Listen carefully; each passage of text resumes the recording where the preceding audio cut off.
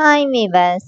இன்னைக்கு செப்டம்பர் 19 சிறகடிக்க ஆசை சீரியல் என்னாச்சுன்னு சொல்லி பார்க்கலாம்க்கு முன்னாடி எங்கள் சேனல் சப்ஸ்கிரைப் பண்ணாதவங்க மறக்காம சப்ஸ்கிரைப் பண்ணுங்க. இன்னைக்கு என்ன அப்படின்னு சொல்லி பார்த்தீங்கன்னா, இங்கே வந்து மீனா வந்து ஹாஸ்பிட்டல் கூட்டிகிட்டு வந்திருக்காருல, அதை நினச்சி அவங்க அம்மா இங்கே அவங்க அப்பா ஃபோட்டோ முன்னாடி நின்று மீனாக்கு எதுவும் ஆயிடக்கூடாது அப்படின்னு சொல்லிட்டு சாமி கும்பிட்டுட்டு இருக்கும்போதே சத்யா வரான். இப்போ சத்யாவை பார்த்தோன்னே அவங்க அம்மா வந்து ஏன்டா இன்னும் என்னெல்லாம் பண்ண போற, ஏற்கனவே உங்கள் அப்பாவை அனுப்பிட்ட, அடுத்து வந்து என்னையே அனுப்பிடலான்னு பார்க்குறியானோடனே என்னமாச்சுன்னொடனே இந்த மாதிரி சிட்டி வந்து உங்க அக்காவை அடிச்சிட்டானோடனே அவன் அக்காவ அடிச்சுட்டானான்னு சொல்லி கேட்டுட்டு இருக்கும்போதே அவங்க அம்மா இவங்க சீதாக்கு கால் பண்ணிட்டு ஹாஸ்பிட்டல் வான்னு சொல்லிட்டு அவங்க அம்மா கிளம்புறாங்க. இப்போ சத்யா நேரா போய் சிட்டி கிட்ட போய் சண்டை போடுறான். எவ்வளோ தைரியம் தான் நீ எங்க அக்கா மேலேயே கை வச்சிருப்ப.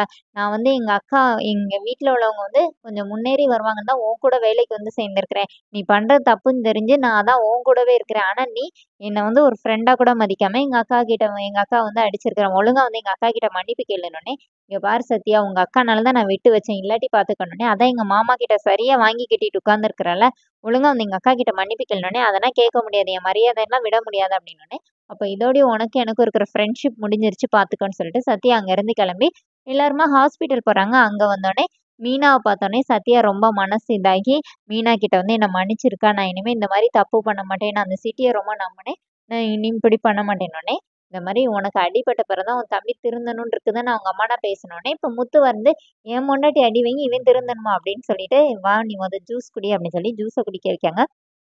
இப்போ வீட்டுக்கு வந்தோடனே விஜய் அவரை நானே சமைச்சிக்கிறேன், உனக்கு தான் அடிபட்டிருக்கல அப்படின்னு சொன்னோடனே என்னப்பா இது புதுசா இருக்குன்னொடனே அண்ணாமலை என்ன சொல்றாருன்னா அதான் அவங்க அம்மா அப்பப்போ இப்படிதான் நடந்துக்குவா விடு அப்படின்னு சொன்னோடனே இப்போ முத்து வந்து மீனாக்காக சாப்பாடு ரெடி பண்ணி கொண்டு வந்து ஊட்டி விடுறாரு.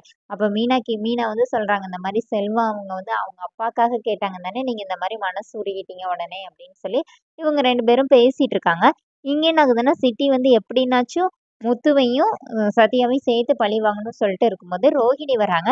இப்போ ரோஹிணி வந்து நீங்க எனக்கு ஒரு ஹெல்ப் பண்ணணும், அவன் கொஞ்சம் கொஞ்சமா அமௌண்ட் கேட்டுட்டு இருந்தான், இப்போ நான் பெரிய அமௌண்ட்டை கேட்குறேன், அவளெல்லாம் என்னால கொடுக்க முடியாது அப்படின்னோடனே இப்போ சிட்டி என்ன சொல்றாருன்னா முத்து வந்து உங்க குழந்தை தானே அப்படின்னோடனே அது எப்படி உங்களுக்கு தெரியணுன்னே எல்லாம் எங்களுக்கு தெரியும், சத்யா சொல்லியிருக்கிறான் அப்படின்னு சொன்னோடனே அதோட என்னோட எபிசோட் ரன் பண்ணியிருக்காங்க. தேங்க்யூ.